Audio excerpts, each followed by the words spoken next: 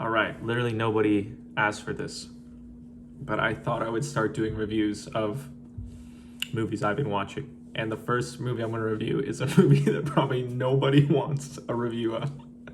It's a movie called Swan Princess, and I watched it last night. It's from 1994, and it is a childhood favorite of mine and my sister's, so that's why I'm reviewing it.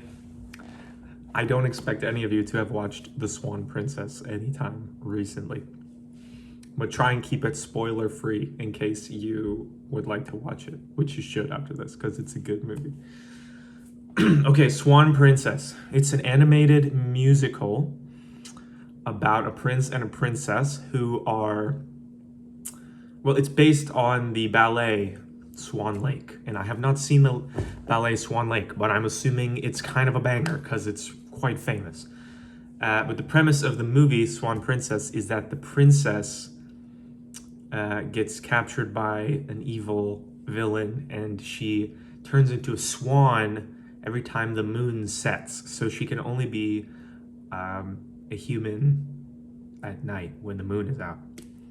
And so the story follows Derek and Odette. The prince is Derek, the princess is Odette. And they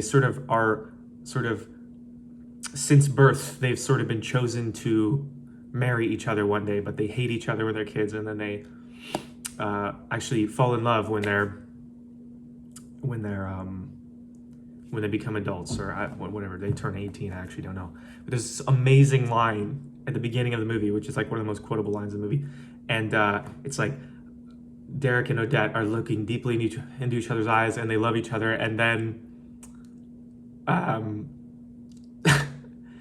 Odette sort of says, like, I want to know that you love me for more than just my beauty. And then Derek says, well, what else is there? Like, what else is there besides your beauty? Which is the most boneheaded thing any man could ever say to a woman. And so then they fall apart, and then Odette gets captured and the movie ensues. Okay, so now you have the rough overview of the plot. Let's talk about the actual movie. Okay, I'm going to go over a few criteria here. Let's start with the music, because I'm a musician. There are some banger songs in Swan Princess. My favorites are Far Longer Than Forever. That's like sort of the main ballad theme of the song. Far longer than forever. It kind of reminds me of Beauty and the Beast, Tale as Old as Time. That's nice. It's like a sort of a duet moment. There's a real nice number at the beginning. What is it called? This Is My Idea. Ooh, I really like This Is My Idea.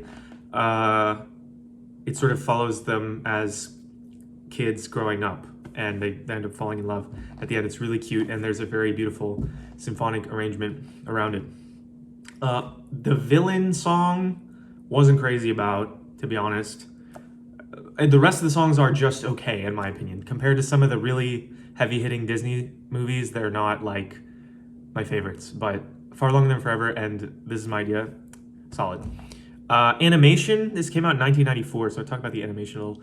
It's serviceable. I mean, it's for 1994. I think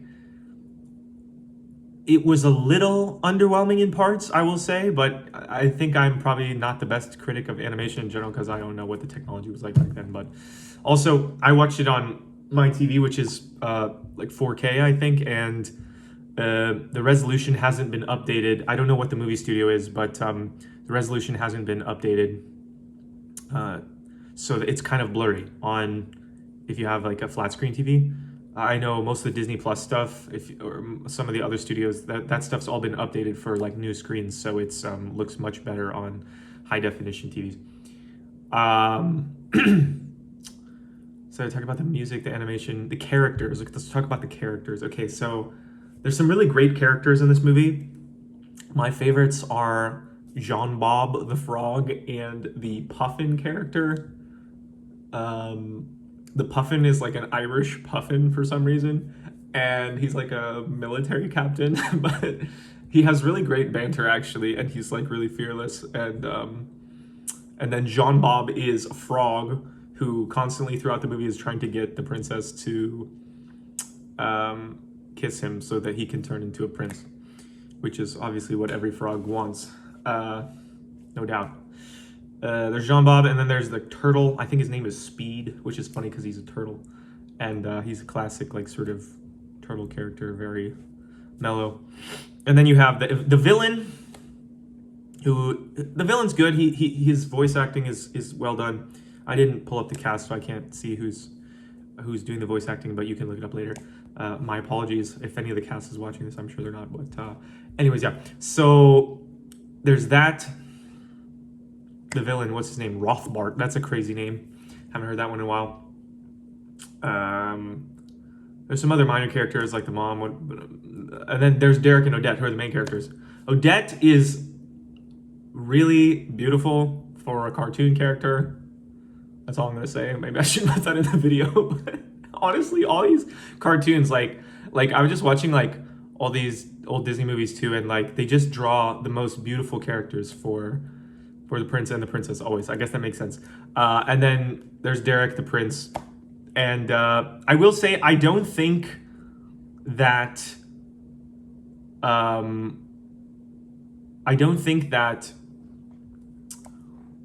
Derek is all that interesting.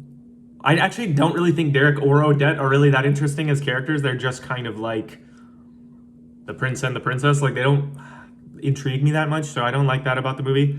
And then yeah, so that's the characters. Like I said, John Bob and the Puffin definitely standout characters. And okay, so plot was okay. It was just okay. It was kind of generic. I will say I'm not going to spoil the plot, but especially towards the ending, I thought it was kind of mid, to be honest. And also in the beginning, it's like there's the villain, like villain story in the beginning is just so generic. It's just like, oh, he was a villain and the king banished him and then he came back. Like it's just like it's whatever. It's also the king apparently had the choice to like not, he could have killed him in the beginning and he didn't. So he just banished him, and so then he came back and whatever, captured the princess.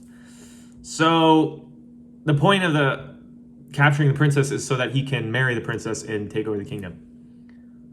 But in my mind, it's like if he had magical powers, does he need to do that? I don't know. Doesn't really make sense to me. Okay, so there's that. I'm trying to think. What else is there? That's a line from the movie. What else is there? Yeah, so overall, I'm giving this a 7.5 out of 10, I think. 7.5, maybe an 8. I give it a 7.5, though. It's just, the music is good. It has some really charming moments, but I think compared to like other really, really great animated movies, it's not quite as good as like a Mulan or an Aladdin or something like that. So that was my review of the Swan Princess, and now I'm sure you all want to watch it. I'm sure I missed some stuff, but yes. So most niche movie review ever, I'm sure. I hope you enjoyed. I will probably be doing more of these because I just think it's fun. So